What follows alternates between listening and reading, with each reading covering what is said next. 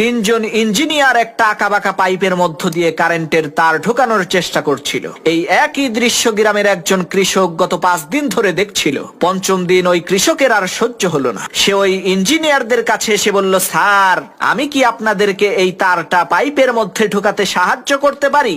গ্রামের লোকটির এই কথা শুনে ওই তিনজন ইঞ্জিনিয়ার বলল, ভাই, গত 5 দিন যাবত আমরা 3 জন লোক মিলে চেষ্টা করছি, কোনো কাজই হচ্ছে না। তুমি যদি এই কাজটা করতে পারো তাহলে তো ভালোই হয়, করো তো দেখি। তখন ওই কৃষক তার ক্ষেতের মধ্য থেকে একটা ইঁদুর ধরে এনে ওই ইঁদুরের লেজের সাথে কারেন্টের তার বেঁধে ওই আঁকাবাঁকা পাইপের মধ্যে ছেড়ে দিল। আল্লাহর কি কুদরত! ইঁদুরটা পাইপের এই পাশ দিয়ে ঢুকে একেবারে ওই পাশ দিয়ে কারেন্টের তার সহ বের হয়ে গেল। কৃষকের এই নিনজা টেকনিক দেখে ওই ইঞ্জিনিয়াররা বুঝতে পারলো, শালার ডিগ্রির তো কোনো দামই নাই। হ্যালো আব্দুল্লাহ।